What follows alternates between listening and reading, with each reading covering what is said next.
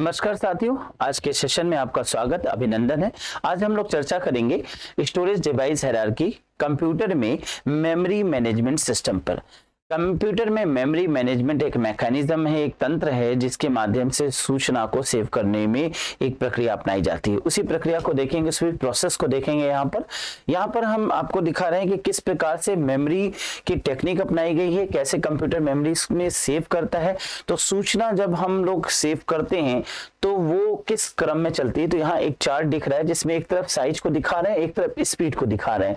तो सपोज करिए ये कंप्यूटर का यहाँ पर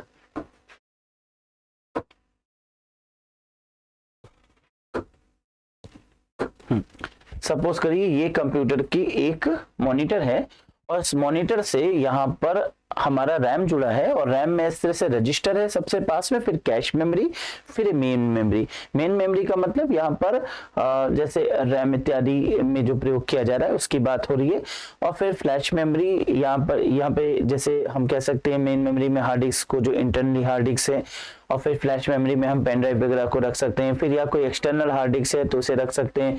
मैग्नेटिक टेप्स को रखा गया। मैग्नेटिक टेप्स जैसे आपने अक्सर देखा होगा जो वीडियोग्राफी करते हैं वो हार्ड डिस्क वगैरह का प्रयोग डायरेक्ट नहीं करते, वो मैग्नेटिक टेप्स का प्रयोग करते हैं। एक तो वो चीपेस्ट होती है, दूसरी उसमें स्पेस काफी होता है, तो यूज के पॉइंट ऑफ से मैग्नेटिक टेप्स का प्रयोग किया जा रहा है। अब यहाँ पर एक सिस्टम है जिसमें सबसे पास की मेमोरी कंप्यूटर की क्या है, रजिस्टर, फिर कैश, फिर मेन मेमोरी, फिर हार्ड डिस्क, फिर फ्लैश मेमोरी, फिर हार्ड डिस्क, फिर मैग्नेटिक टेप्स। अब इस प्रकार से देखें तो इनकी साइज में रजिस्टर मेमोरी जो है वो बाइट्स में है, कैश मेमोरी जो है वो एक पैसा मेगाबाइट्स, फिर मेन मेमोरी गीगाबाइट्स में, फिर ये भी गीगाबाइट्स में, गीगा टू टेराबाइट्स, ये टेराबाइट्स में आ रहे हैं। यहाँ पर देखें तो एकदम साफ समझ में आ रहा है कि सबसे छोटी मेमोरी है। मेमोरी कौन सी है, रजिस्टर। क्वेश्चन नेट में हो जाए असिस्टेंट प्रोफेसर या किसी भी वन डे एग्जामिनेशन में अक्सर पूछा जाएगा कंप्यूटर की सबसे छोटी मेमोरी कौन सी है, तो है रजिस्टर। सबसे छोटी मेमोरी बाइट्स में इसकी स्टोरेज होती है और इसकी स्टोरेज जो स्पीड है वो 32 बाइट तक सेव हो सकती है, यानी 32 बाइट तक इसकी कैपेसिटी बताई जाती है।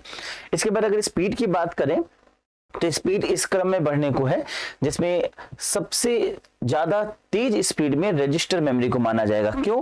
क्योंकि ऑब्वियसली कंप्यूटर की रैम कंप्यूटर से ये सबसे पास में लगी हुई है, तो मेमोरी ये तुरंत मॉनिटर को इंफॉर्मेशन देगा और कंप्यूटर में कोई भी चीज ओपन होगी इसका लोकेशन लिख लेगा और एक बार लोकेशन कर लेगा तो फिर वो तुरंत वहां पे पहुंच करके इंफॉर्मेशन दे देगा। तो ये फास्टेस्ट मेमोरी होती है।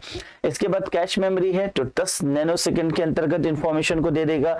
फिर यहाँ पे देखें तो 100 नैनोसेकंड में मेन मेमोरी लेगा, फिर फ्लैश मेमोरी, फिर यहाँ पर इस प्रकार से देखें तो यहाँ माइक्रोसेकंड, फिर हार्ड डिस्क और माइक्रोसेकंड्स, और फिर मैग्नेटिक टेप्स जो है वो सेकंड्स और मिनट तक इंफॉर्मेशन में क्रिएट करेंगी। ऑब्वियसली इस क्रम में देखें तो यहाँ पर हमें दिख रहा है कि ये घटते बढ़ते हुए साइज में अगर हम चलेंगे तो सबसे छोटा रजिस्टर, कैश, मेन और फ्लैश, हार्ड डिस्क, फिर मैग्नेटिक टेप्स। लेकिन स्पीड की तुलना में देखें तो सबसे फास्टेस्ट रजिस्टर, फिर कैश, फिर मेन मेमोरी, फिर फ्लैश मेमोरी, फिर हार्ड डिस्क और फिर मैग्नेटिक टेप्स, ये क्रम में दिखाई देता है। तो यहाँ पर इसको एक और चार्ट से समझते हैं। इस प्रकार से देखिए, सपोज करिए ये हमारा मॉनिटर है, ये हमारा रैम है और जो कि मदरबोर्ड में फिक्स है यानी सीपीयू के अंतर्गत सेंट्रल प्रोसेसिंग यूनिट में।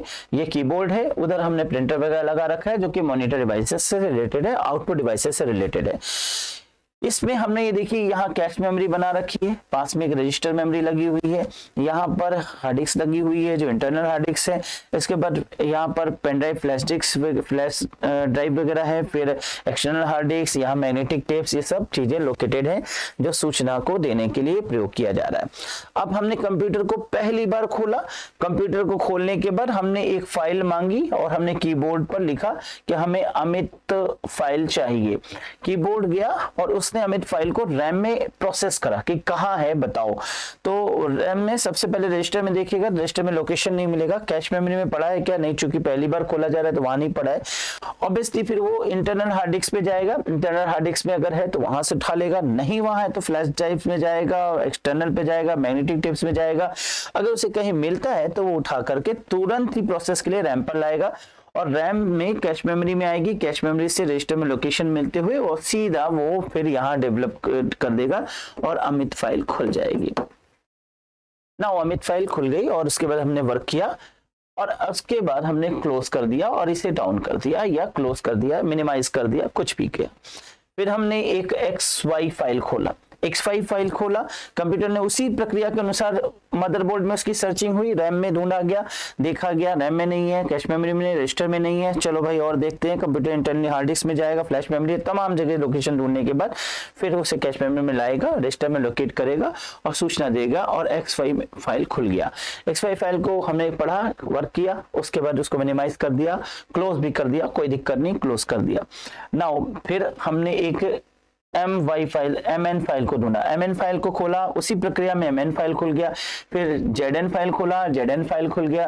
फिर OP फाइल खोला, OP फाइल खुल गया। मान लीजिए 10 फाइल खोल लिया, 20 फाइल खोल लिया, जितनी चाहिए उतनी देर फाइल हमने कंप्यूटर खोलते हैं तो ऑब्वियसली गिनती नहीं करते, 20, 25, 50, 100 फाइल्स खोलते चले जाते हैं। क्लोज करा, खोला, क्लोज करा, खोला, क्लोज करा, खोला। ना हुआ क्या कि जितनी बार यहाँ फाइल खुली, हर बार वहां पर लोकेशन लिख लिया, रजिस्टर मेमोरी ने लोकेशन लिख लिया और उसे कैश मेमोरी में डाल दिया। फाइल कैश मेमोरी में पड़ी है और कैश मेमोरी भरते ही वो रैम में हस्तांतरित हो जा रही है, सूचना यहाँ पे रैम में प्रॉपर्ली वो डिस्प्ले हो जा रहा है। अब अगर हमने दोबारा अमित फाइल को खोला तो वो चूंकि रजिस्टर में देखेगा लोकेशन और कैश मेमोरी से उठाएगा, फट से उसको खोल देगा। अब यहाँ थोड़ा सा जनरली बहुत कम समय में ऐसा हो जाता है, या फास्टेस्ट कंप्यूटर है, बड़ा रैम है तो प्रॉब्लम नहीं होती, लेकिन इसको समझिएगा कि जैसे पहली बार जब किसी फाइल को खोला गया तो उसमें थोड़ा टाइम लगता है। मान लीजिए उसमें हमें नैनो सेकंड तो हम नहीं मैनिपुलेट करेंगे, कुछ सेकंड्स की बात कर लेते, 2 सेकंड लगा। लेकिन दूसरी बार जब हम फाइल को खोलेंगे तो बहुत जल्दी within a pulse of second खट्टे से खुल गया। क्यों खुल गया? हमने तो यहाँ क्लोज कर दिया, इसलिए खुल गया क्योंकि वो कैश मेमोरी में पड़ा हुआ है और उसका लोकेशन रजिस्टर में इंक्लूडेड है। तो ऑब्वियसली रजिस्टर मेमोरी से उसने प्राप्त किया और कैश मेमोरी से उठाया, रैम से प्रोसेस करते हुए सीधा पहुंचा दिया।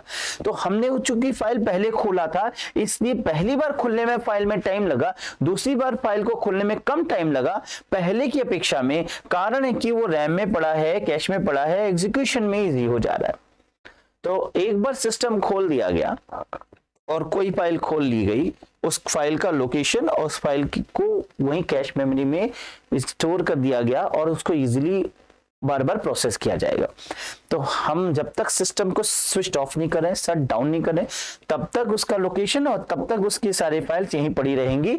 भले ही उसका एक मेन पार्ट हार्ड डिस्क या कहीं पर है, लेकिन वो चूंकि एक बार प्रोसेस हो चुकी है तो वो एक मेन टेबल पे पड़ा है। कुछ इस प्रकार समझिए, हमने क्लास लेना है तो हमने कुछ किताबों को, नोट्स को अलमारी से निकाला और टेबल के ऊपर रख दिया। टेबल के ऊपर रखने के बाद हम क्लास ले रहे हैं, जो चीज हमें तुरंत पढ़ानी है उसको हम आगे रख रहे हैं। यहां समझिएगा, टेबल एक प्रकार से रैम हो गया, टेबल एक प्रकार से रैम हो गया और जो हमें तुरंत पढ़ाना है वो कैश मेमोरी हो गया। और हमको तुरंत ही कैश मेमोरी यानी, और उसके बाद रजिस्टर्ड है यानी कि यहाँ पे रखा है दिमाग में लोकेशन, एक प्रकार से यू उठाया, यू पढ़ाया, यू उठाया, पढ़ाया, फिर उसको साइड किया। फिर दूसरी चीज को, जितनी चीजों को पढ़ाना है हम एक बार जा रहे हैं, अलमारी से लाने में टाइम जरूर लग रहा है, लेकिन एक बार टेबल पे पढ़ा है तो दोबारा हमको उस किताब को, उस नोट्स को उठाने में कम टाइम लग रहा है अपेक्षाकृत जाकर अलमारी खोल के लाने में।